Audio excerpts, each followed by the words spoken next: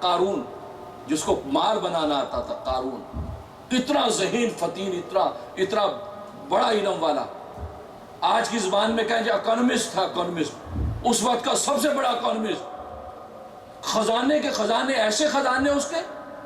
قرآن کہہ رہا ہے کہ 40 پہلوانوں کی جماعت اس کے خزانوں کی چابیاں اٹھاتی تھی۔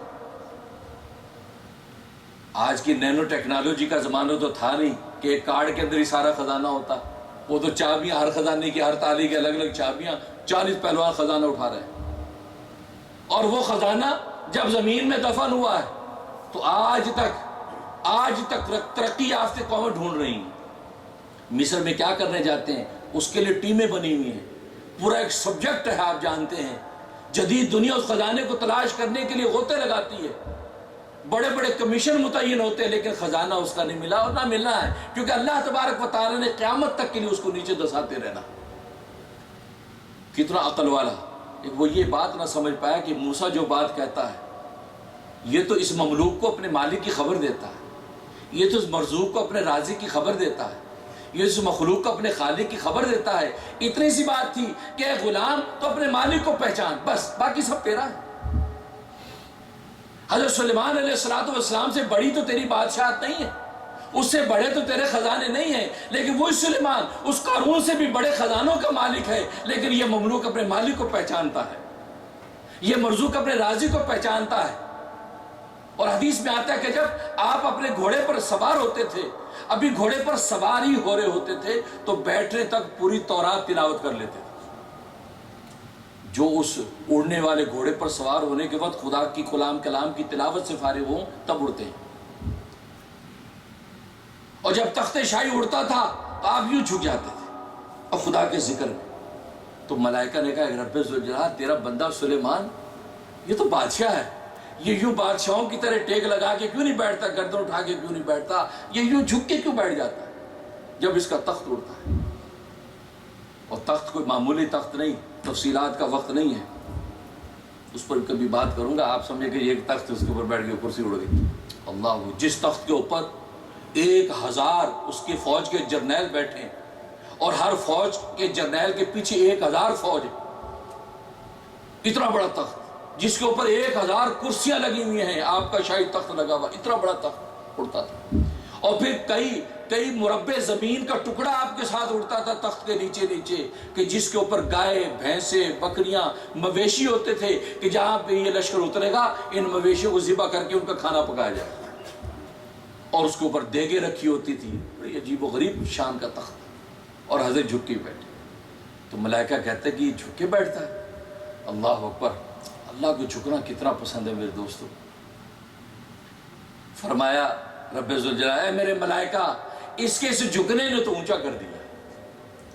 لوگ اس شاہی تخت پہ بیٹھتے تو گردن اٹھا لیتے ہیں اور شاہی گدوں پہ ٹیک لگا لیتے ہیں، اور یہ جب اس شاہی تخت پہ اٹھتا ہے تو جھک جاتا ہے، اس کے جھکنے نے تو سلیمان کو اونچا کر دیا۔ من تواضع للہ رفعہ اللہ، جو اللہ کے لیے جھکتا ہے اللہ تبارک و تعالیٰ اس کو اونچا کر دیتا ہے۔